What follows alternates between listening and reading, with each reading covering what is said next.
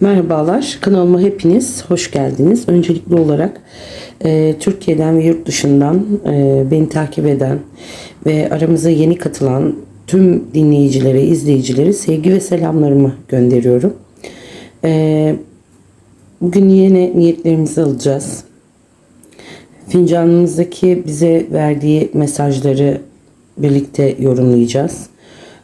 Bu fal kolektif bir yorum olacak. Size uyan mesajları sevgiyle kabul edin. Uymayanları ise evrene bırakın diyoruz. Şimdi enerjinizi açın. Niyetinizi tutun. Bakalım kahve falımız bugün bizlere hangi sürprizleri, hangi güzel haberleri ve hangi işaretleri gönderecek. Hazırsanız falıma başlamak istiyorum.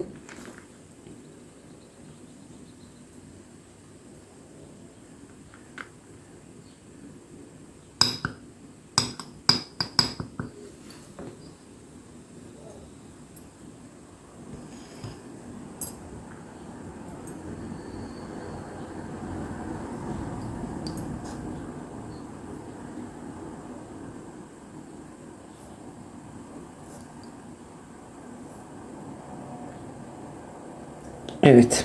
Şimdi öncelikli olarak fincanın dip kısmından arkadaşlar başlamak istiyorum. Oldukça aydınlık, ferah bir görüntü var burada. Sıkıntıların büyük ölçüde geride bırakıldığını, üzerinizdeki yüklerin hafiflediğini hissediyorum.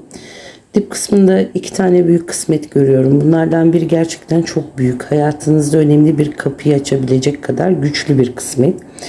Diğeri ise biraz daha küçük ama o da sevindirici ve hayırlı bir gelişmeyi işaret ediyor.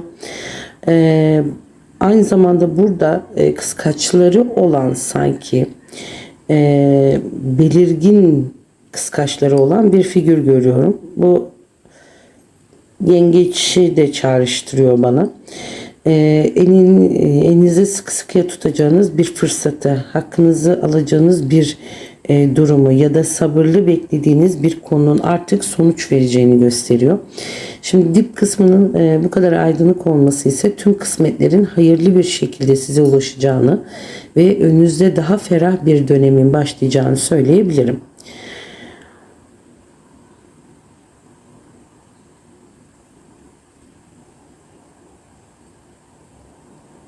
Şimdi burada arkadaşlar sanki üzerinde bir beyaz elbise var.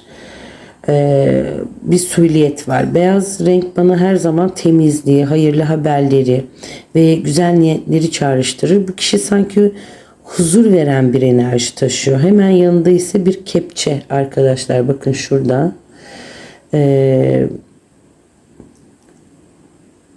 Hafif eğilmiş ve içinden bir şeyler alıyor gibi görünüyor.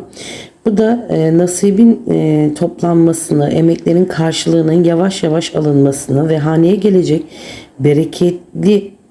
bereketi anlatıyor. Özellikle beklediğiniz bir kısmet ya da güzel bir haber varsa bunun artık size doğru gelmeye başladığını söyleyebilirim. Çok hayırlı bir, bereketli bir haber bu. Şimdi bu beyaz elbiseli sülliyetin iki yanında 2 tane dolu kadeh görüyorum arkadaşlar. Bakın bir tanesi burada, bir tanesi şurada. Görüyor musunuz? Bunlar 2 dolu kadeh. Kutlanacak 2 güzel gelişmeyi gösteriyor. 2 ayrı kısmet, 2 sevindirici haber ya da 2 ayrı dileğin gerçekleşmesi gibi yorumlayacağım. Boş değil, dolu kadehler. Bereketi, bolluğu ve mutluluğu simgeliyor. Çok bir aynı zamanda burada bir telefon ahizesi görüyorum arkadaşlar. Bu da bize beklediğiniz bir telefon görüşmesinin uzaktan gelecek önemli bir haberi ya da uzun zamandır iletişim kurmadığınız biriyle yeniden bağlantı kurulacağını gösteriyor. Hayırlı bir haber taşıdığını hissediyorum arkadaşlar. Beyaz elbise, dolu kadehler ve telefon ahizesi bir araya geldiğinde hem sevindirici haberlerin hem de kutlamaya değer gelişmelerin çok yakın olduğunu söyleyebiliriz burada. Şimdi burada çok ferah, temiz bir yol görüyorum ben. Şöyle, bu geniş bir yol aynı zamanda. Yolun aydınlık olması önünüzdeki engellerin yavaş yavaş kalkacağını ve rahatlayacağınız bir döneme gireceğinizi simgeliyor. Şimdi bu yolun hemen önünde hafif bir kalabalık var arkadaşlar. Şurada bakın.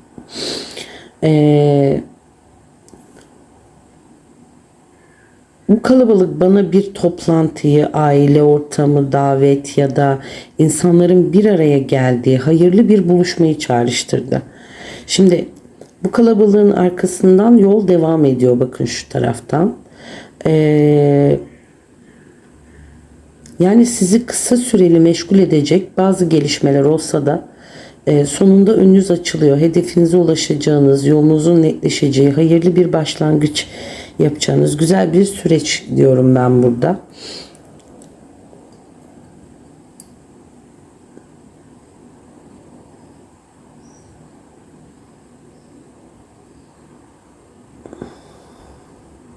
Bakın burada bir kısmetimiz daha var. Görüyor musunuz? Fincanın ağız kısmında bu da bir balık.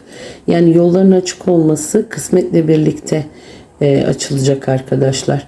Şimdi burada benim dikkatimi çeken bir şey daha var. Yüzen bir kaplumbağa görüyorum arkadaşlar.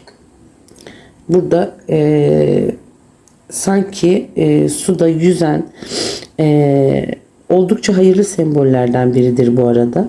Her ne kadar yavaş ilerlese de emin adımlarla hedefine ulaşmayı temsil eder. Beklediğiniz bir konu biraz sabır isteyebilir ama sonunda mutlaka hayırlı bir sonuca ulaşacaksınız. Kaplumbağanın yüzüyor olması size hayatın akışına uyum sağlandığınızı, önünüzde yeni bir yolun açılacağını ve kısmetin size doğru hareket ettiğini anlatıyor. Özellikle iş, para ya da aileyle ilgili konularda huzur ve bereket enerjisi burada oldukça güçlü görünüyor. Acele etmeden ilerlediğiniz sürece güzel sonuçlar alacağınızı söyleyebiliriz arkadaşlar. Şimdi burada 2 tane kalp görüyorum ben. Bunlardan biri büyük, dolu, diğeri ise küçük, içi boş. Büyük ve dolu olan kalp güçlü duyguları, karşılıklı sevgiyi, hayırlı bir gönül işini temsil ediyor. Küçük ve boş olan ise henüz netleşmemiş bir duyguyu, kararsız kalan bir kişiyi ya da zamanla dolacak bir gönül meselesini işaret ediyor. Bu iki kalbin yan yana olması bana duygusal hayatınızdaki 2 farklı gelişmenin yaşanacağını söylüyor. Eğer bekar iseniz yeni bir tanışma ilişkisi olanlar için ise duyguların daha da güçleneceği güzel bir sonuç, bir süreç. Enerjisi oldukça hayırlı çünkü beyaz bir ortamda çıkmışlar arkadaşlar. Şimdi burada çok aydınlık arkadaşlar falın burası ama burada bu aydınlığın içinde fincanın yere eğilmiş arkadaşlar. Fincanın ağız kısmına doğru ilerleyen bir silüet var burada. Bu görüntü bana sabırla ve azimle ilerleyen derken emekliyor bu insan. Azimle hedefe yaklaşan bir kişiyi anımsattı. Belki şu an işler yavaş ilerliyor sizin için gibi görünüyor ama vazgeçmeyen biri var burada. Adım adım istediği noktaya ulaşıyor. Ağız kısmına doğru çıkıyor çünkü. Bu sürecin artık sonuçlanmaya çok yakın olduğunu söyleyebilirim. Beklediğiniz bir haber, bir iş, bir kısmet ya da bir dilek varsa onun kapınıza kadar geleceğini söyleyebiliriz. Çünkü çok az kalmış bakın. Fincanın dip kısmına ağız kısmına ulaşmasına. Aydınlık bir enerji bu. Gelişmenin hayırlı ve olumlu olacağını gösteriyor. Sabrın karşılığını alacağınız güzel bir dönem çıkmış arkadaşlar burada.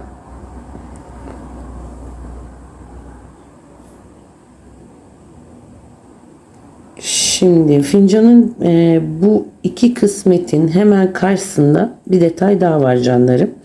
Dip kısmındaki beyaz elbiseyi gösteren, beyaz elbiseli kişiyi gösteren belirgin bir ok işareti bu. Falda çok ok işareti arkadaşlar. Şöyle söyleyeyim. Dikkatinizi vermeniz gereken önemli bir konuyu işaret eder. Sanki evren özellikle buraya bak diyor. Beyaz elbiseli sülyetin hayırlı ve temiz enerjiyle birleşince çok önemli ve güzel bir kısmetin, temiz niyetli bir kişinin ya da hayatınızda olumlu bir dönüm noktasının yaklaştığını söyleyebilirim. Gözünüzü bu konuya çevirmeniz gereken bir süreç var canlarım. Çok hayırlı ve dikkat çekici bir sembol olarak yorumlayacağım. Çünkü bakın buradan direkt bu tarafı gösteren bir ok işareti.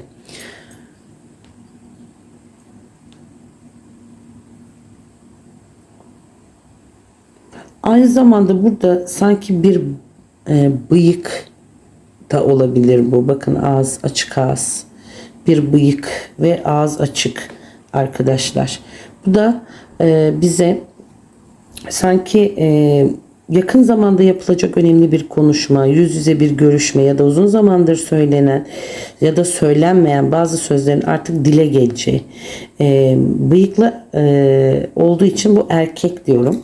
Genellikle yaşça büyük olan, sözü geçen ya da otorite sahibi bir kişiyi temsil ediyor. Bu kişiden gelecek bir haber, bir teklif ya da önemli bir konuşma gündeminizde olabilir. Ağzının açık olması ise iletişimin hızlanacağını ve beklediğiniz sözlerin artık duyulacağını ve bazı konuların netlik kazanacağını gösteriyor. Genel olarak hayırlı ve dikkat edilmesi gereken sembollerden biri diyebiliriz bunun içinde. Bakın bıyık iki tarafa ve ağız.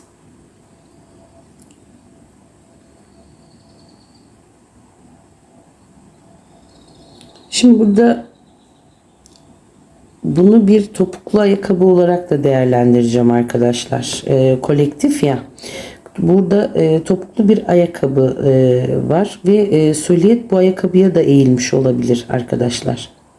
Yani beyaz elbiseli süliyet. Çok net bu topuklu ayakkabı. Aynı zamanda beyaz elbiseli süliyet sanki bu ayakkabıya doğru eğilmiş gibi de duruyor. Topuklu ayakkabı falda genellikle şıklığı, özgüveni, özel bir daveti ya da önemli bir buluşmayı temsil ediyor. Eğilen süliyet ise bir fırsatı değerlendirmeyi, bir konuda özen göstermeyi veya önemli bir hazırlık sürecini işaret ediyor. Beyaz elbise var çünkü üzerinde. Yakın zamanda sizi heyecanlandıracak bir görüşme, davet ya da güzel bir gelişme için hazırlık yapacağınız bir dönemde diyebiliriz buna. Çünkü dediğim gibi kolektif bir fal olduğu için herkes kendi hayatına uyan kısımlarını alsın. Ama dediğim gibi burası oldukça enerjisi yüksek arkadaşlar. Bakın beyaz elbise giymiş, topuklu bir ayakkabı ve kadehler dedik. Onun için bekarlar için de hayırlı bir figür diyebilirim. Şimdi burada tabağıma gelmek istiyorum arkadaşlar.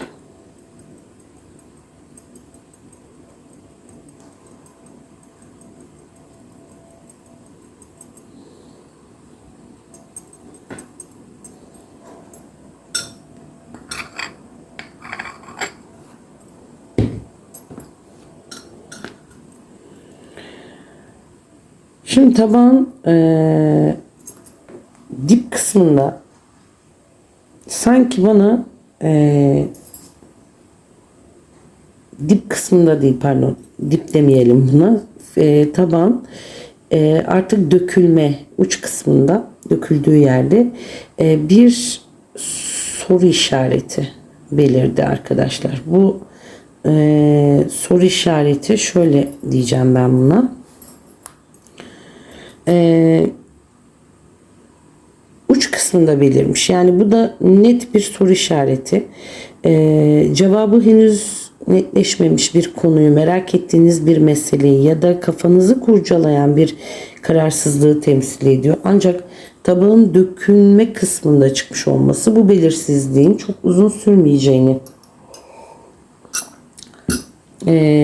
söylüyor. Yakın zamanda alacağınız bir haber, yapılacak bir görüşme ya da yaşanacak bir gelişmeyle bu soru işareti tek tek ortadan kalkacak. Çünkü fincan tabağımızın uç kısmında.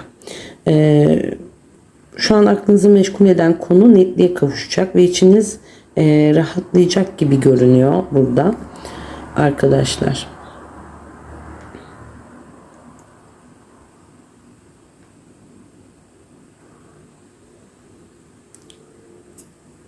Şimdi burada yine bu bir süliyet bu, ama şöyle söyleyeyim, bu süliyet fincanın dış kısmına bakıyor. Yani hane içine fincanın diyorum, tabağın dış kısmına bakıyor.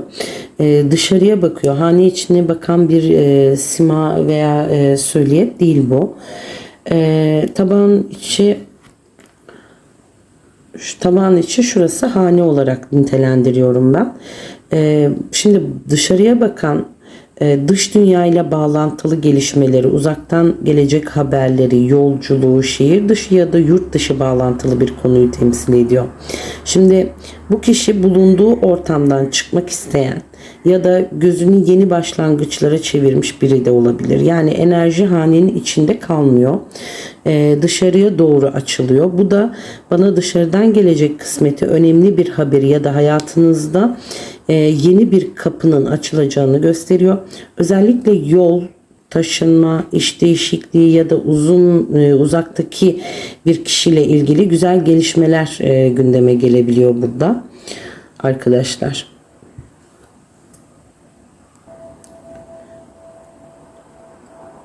Şimdi burada kalın büyük bir yılan da benim dikkatimi çekti. Bu da dışarıda çıkıyor. Yani hane dışından bir görüntüsü var. Bu yılan bu tabağın dış kısmında kalıyor. Hanenin içine girmiş. Bu girmemiş yani.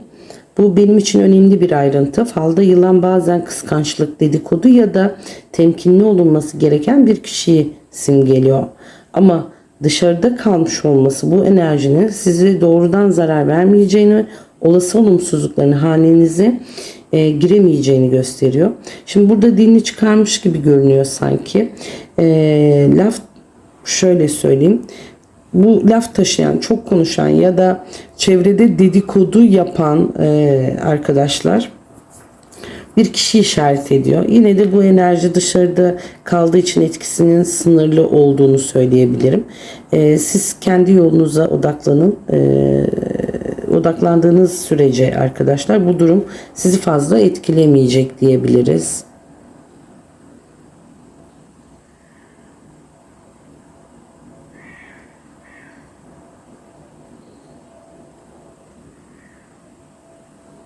Şimdi burada sanki bir bir kalas ya da bir ağaç, odun parçası bu. Ve üzerinde 1, 2, 3 süliyet var arkadaşlar. Bakın ok işareti burada da çıktı. Gördünüz mü? Yani bu salı işaret ediyor.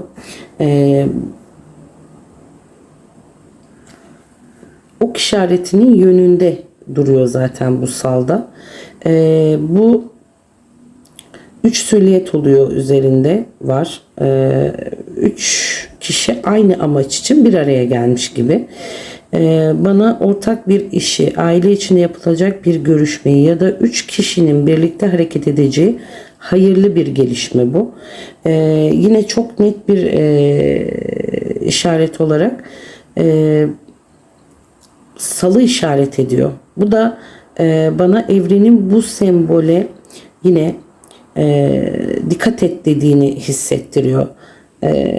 Sal veya kalas, bilmiyorum bunu. Sal diyeceğim ben. Odun parçası yani bu.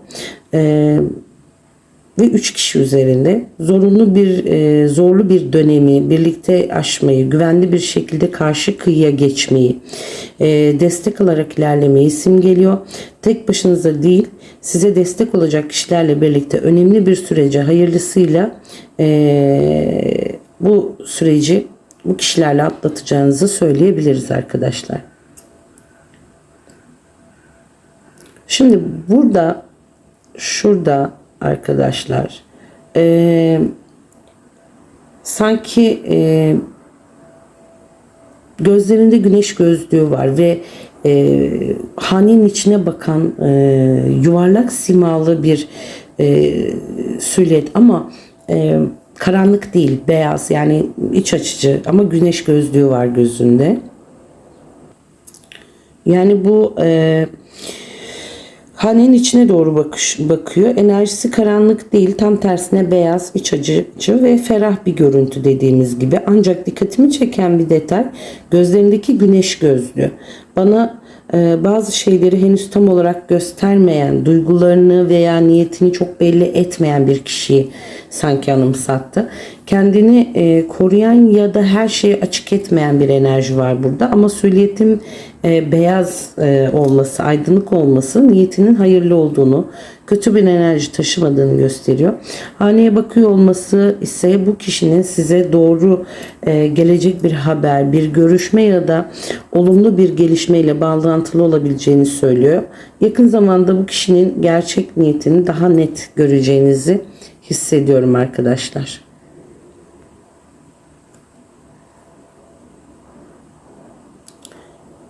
Şimdi fincanın yine bakın buraya geldiğimde burada ayaklarını uzatmış. Bakın ayakları uzatmış. Arkası dönük bir kişi bu. Bu da kafası. Ayaklarını uzatmış, sanki bir manzarayı seyrediyor. Ama şu etrafındaki dağılan sanki bir gözyaşı gibi bu geldi bana. Sanki ağlıyor gibi. Yani etrafına bakın, küçük damlacıklar saçılmış. Arka silüette bu, ayaklarını da uzatmış bir şekilde duruyor. Sessizce hayatındaki bazı olayları sessizce gözden geçiren bir kişiyi anımsattı bana. Ancak etrafındaki izler gözyaşını çağrıştırdı. Sanki içinde biriken duyguları yaşayan, kırgınlığı ya da özlemi olan biri bu. Fakat bu görüntü karanlık bir enerji vermedi bana. Tam tersine duygularını geride bırakıp ferahlamaya hazırlanan bir süreci işaret ediyor sanki. Bazen insan ağlayarak yükünü hafifletir. Burada da buna benzer bir enerji hissettim ben. İçinizi sıkan bir konu varsa bunun ardından gelecek ferahlık ve huzur çok yakın görünüyor. Duygusal bir dönemin kapanıp daha sakin ve aydınlık bir sürecin başladığını söyleyebiliriz arkadaşlar. Çünkü bakın sanki ayaklarını uzatmış bir manzaraya, bir ağacın yanında sanki bir manzaraya bakıyormuş görüntüsü burada mevcut. Falımın sonuna geldim arkadaşlar.